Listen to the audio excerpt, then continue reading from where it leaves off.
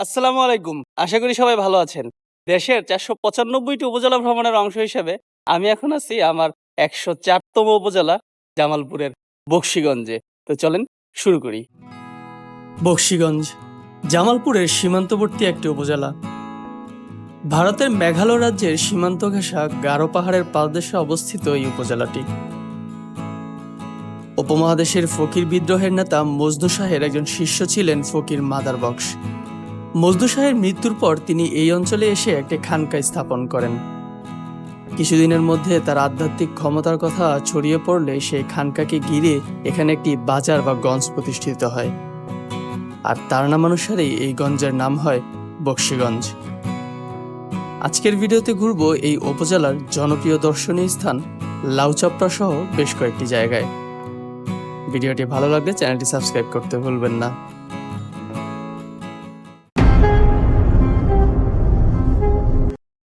বকশীগঞ্জ উপজেলা ঘোরাঘুরিও শুরু করলাম একদম নর্দার্ন পয়েন্ট থেকে। আমি এখন আছি এই বকশীগঞ্জ উপজেলার কামালপুর বাজারে, এবং আমার পিছনে হচ্ছে আমাদের মহান মুক্তিযুদ্ধের একটি স্মৃতিফলক, যেটি ধানুয়া কামালপুর স্মৃতিসৌধ নামে পরিচিত, এবং এটি ৭১-এর মুক্তিযুদ্ধের খুবই বিখ্যাত একটি জায়গা। মুক্তিযুদ্ধের সময় বাংলাদেশ ও পাকিস্তান সামরিক বাহিনীর সাথে যে কয়টি যুদ্ধ হয়েছিল তার মধ্যে অন্যতম এই কামালপুর যুদ্ধ। ১৯৭১ সালের ৩১শে জুলাই থেকে ৪ ডিসেম্বর পর্যন্ত সংগঠিত এই যুদ্ধে ১৯৭ জন শহীদ হন।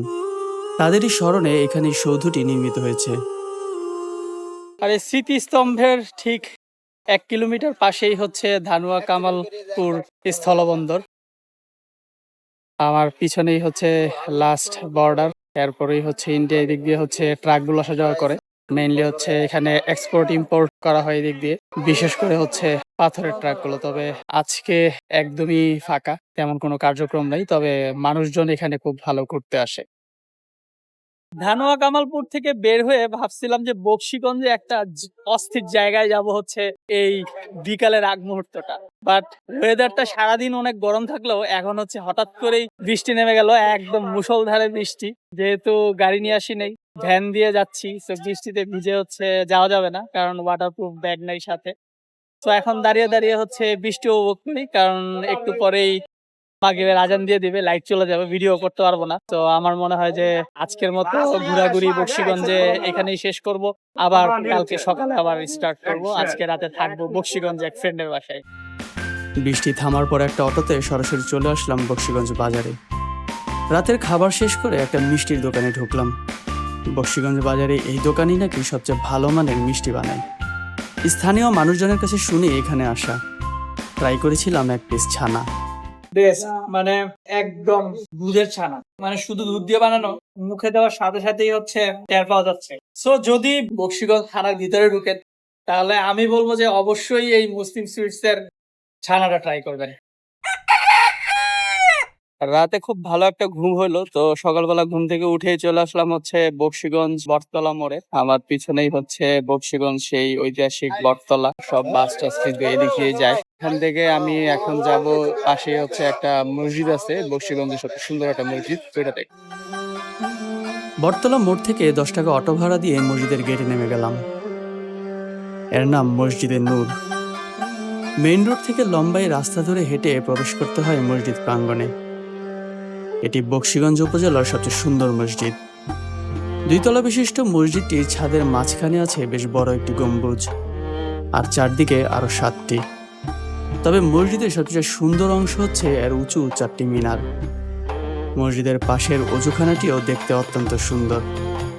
ব্যক্তিগত অর্থায়নে মসজিদটি নির্মাণ করেন বীর মুক্তিযোদ্ধা মাহবুবুল হক চিশতি। হজে যাওয়ার পর মদিনা থেকে অনুপ্রাণিত হয়ে তিনি এটি নির্মাণ করেন। ২০১৮ সালে প্রথম জুমার নামাজের মধ্য দিয়ে আনুষ্ঠানিকভাবে নামাজ আদায় শুরু হয়, কিন্তু মসজিদের প্রতিষ্ঠাতা সেদিন জেলে থাকায় নামাজ পড়তে পারেননি। ৫ একর জায়গা জুড়ে নির্মিত মসজিদের পূর্ব দিকে আছে একটি মাদ্রাসাও। মসজিদ দেখা শেষ করে একটা সিএনজিতে উঠলাম। আমার এবারের গন্তব্য বকশীগঞ্জের সর্বদক্ষিণের ইউনিয়ন নীলক্ষিয়া। ২০ টাকা ভাড়া দিয়ে নামলাম চৌরাস্তা। চৌরাস্তার পাশেই নীলক্ষিয়া জমিদার বাড়ি। চলে আসলাম নীলক্ষিয়া জমিদার বাড়ির সামনে। তবে জমিদার বাড়িতে ঢোকার আগেই হচ্ছে জমিদার বাড়ির মসজিদটি চোখে পড়বে। যেটি আমার ঠিক পিছনে। এটি প্রতিষ্ঠিত হয়েছিল 1885 সালে, তার মানে আজ থেকে প্রায় 250 বছর আগে। আর এই মসজিদটি পরিচিত দালানি মসজিদ নামে। মসজিদের ঠিক পূর্ব দিকেই দেখা মিলল এই লাল রঙের ভবনটির। স্থানীয়দের কাছে বাড়িটি পরিচিত নীলক্ষিয়া মিয়াবাড়ি নামে। প্রায় 200 বছর আগে জামালপুর পরগনার ছোট একজন জমিদার ছিলেন মঈনুদ্দিন শেখ। তিনি নির্মাণ করেছিলেন এই ভবনটি, যেটি ছিল মূলত কাচারি। তার ছেলে আজিজুর রহমান নান্না মিয়া ছিলেন অবিভক্ত বাংলার একজন এমএলসি। এখন অবশ্য বাড়িটিতে আর কোনো স্থাপনা নেই, তবে বাড়ির পাশে দিঘির পাড়ে আছে প্রচুর গাছ। আর এখানে খানিক সময় কাটাতে বেশ ভালোই লাগলো। এখন হচ্ছে এখান থেকে বের হয়ে যাচ্ছি, বের হয়ে চলে যাব হচ্ছে বকশীগঞ্জে। ফ্রেন্ডের বাসা থেকে বিদায় নিব, বিদায় নিয়ে হচ্ছে আমার যে গতকালকে বিকালে যাইতে পারি নাই লাউচাপড়া, এখন যাব হচ্ছে সেখানে। বকশীগঞ্জ বটতলা মোড় থেকে সকালের নাস্তা শেষ করে একটা অটোতে উঠলাম। বকশীগঞ্জ থেকে লাউচাপড়ার দূরত্ব প্রায় 20 কিলোমিটার। রিজার্ভ ছাড়া সরাসরি কোনো লোকাল অটো যায় না, সেক্ষেত্রে ভাড়া বেশি পড়বে, তাই আমি প্রথমে চলে আসলাম মির্ধাপাড়া চৌরাস্তা। এরপর সেখান থেকে আরেকটা অটোতে বালিজুরি বাজার। লাউচাপড়া যাওয়ার রাস্তাটা ছিল অস্থির।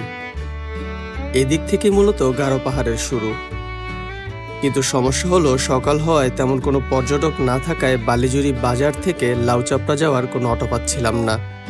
পরে একটা পিকআপ থেকে লিফট নিয়ে নামলাম লাউচাপড়ার সামনে। অবশেষে হচ্ছে অনেক কষ্ট করে নামলাম।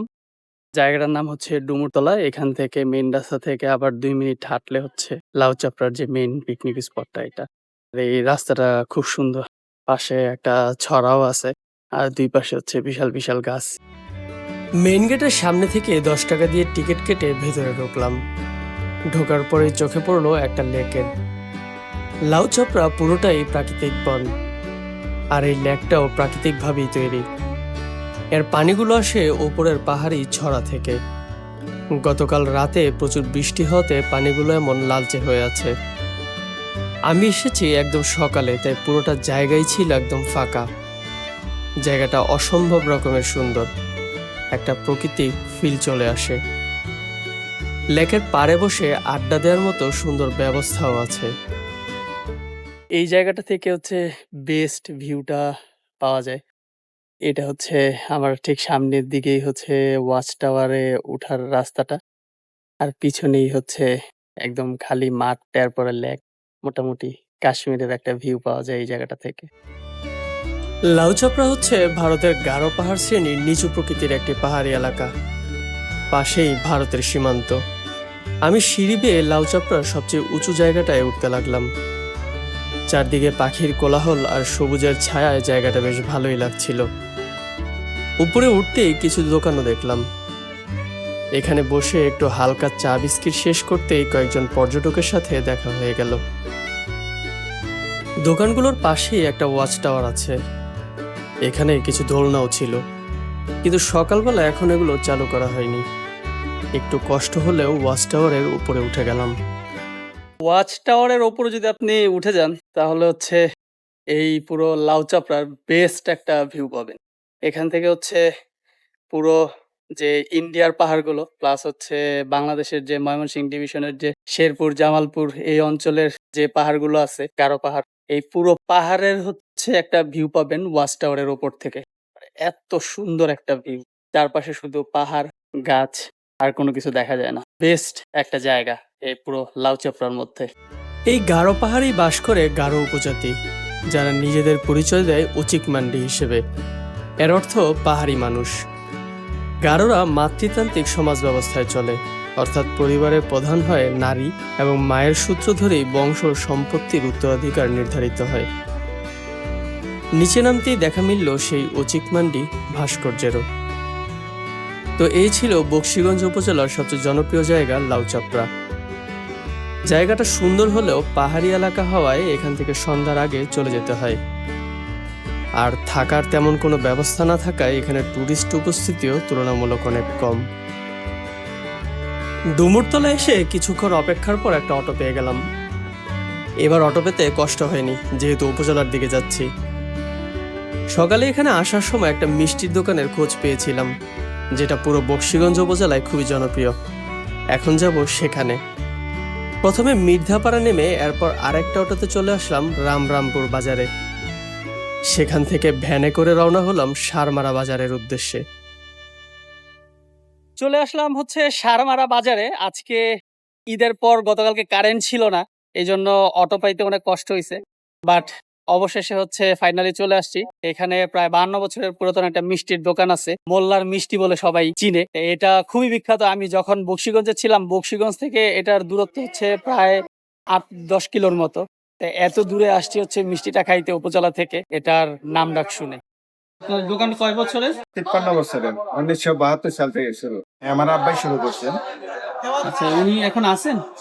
হ্যাঁ, উনি জীবিত আছেন, বয়স 90-র উপরে, এই জন্য আচ্ছা, এই জন্য বসতে পারে না। এখন একটু অবসর। কথা হচ্ছিল এই মোল্লার মিষ্টির দোকানের মালিকের ছেলের সাথে। তিনি বর্তমানে এটি দেখাশোনা করছেন। 400 টাকা, গোল্লা 350, আর নিচের বোলেটটা রসগোল্লা যেটা, এটা হলো 300 টাকা। এখানে খুব বেশি মিষ্টির আইটেম নেই, 2-3 পদের মিষ্টি আর সাথে দই বিক্রি হয়। এটা হচ্ছে চমচম, এখানকার সবচেয়ে পপুলার একটা মিষ্টি। মানে অন্যান্য যে চমচম গুলো আমি খাইছি ওগুলো হচ্ছে একটু হার্ড হয়, এটা দেখলাম যে অনেক সফট, আর এটার টেস্টটাও হচ্ছে একটু অন্যরকম। খাইলে আপনার অবশ্যই ভালো লাগবে।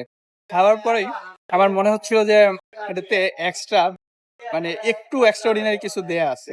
পরে জানতে পারলাম যে এটাতে হচ্ছে এলাচ এবং দারচিনির হালকা গুঁড়া। তো এটা হচ্ছে মিষ্টিতে দেওয়ার কারণে এটার ফ্লেভারটা হচ্ছে একটু ডিফারেন্ট, এবং এই ফ্লেভারটা খুব ভালো লাগলো। এই দোকানে কি মিষ্টি দই খেতে আসছেন? খুব ভালো। এখানে হ্যাঁ, মিষ্টি দই আমরা খাই। আর হচ্ছে যে এটার একটা ঐতিহ্য আছে যে মোল্লার দোকানে মিষ্টি এবং দই সবচেয়ে ভালো। অন্যান্য জায়গা থেকেও এখানে মিষ্টি খাওয়ার জন্য মূলত মানুষ আসে। সো এই মোল্লার মিষ্টি খাওয়ার মাধ্যমে হচ্ছে আমার এই জামালপুরের বকশীগঞ্জ উপজেলার ঘোরাঘুরি এবং ভিডিও শেষ করতেছি। যারা এখনো আমার চ্যানেলটি সাবস্ক্রাইব করেন নাই, দয়া করে প্লিজ চ্যানেলটি সাবস্ক্রাইব করে দিবেন। সবাই ভালো থাকবেন। আসসালামু আলাইকুম।